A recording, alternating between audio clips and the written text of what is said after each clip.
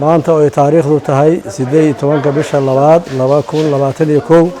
waxaan joognaa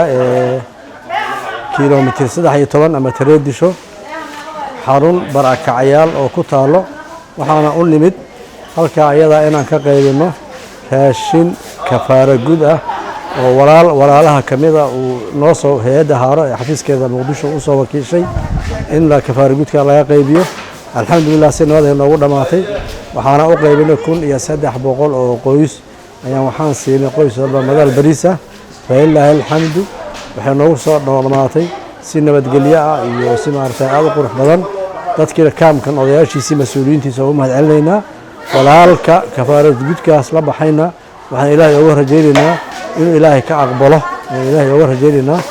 dantii uu lahaa iyo dambigii iyo maartay dambigiisa adduunyo uu ilaahay ku dhaafo ee ilaahay ka baryaynaa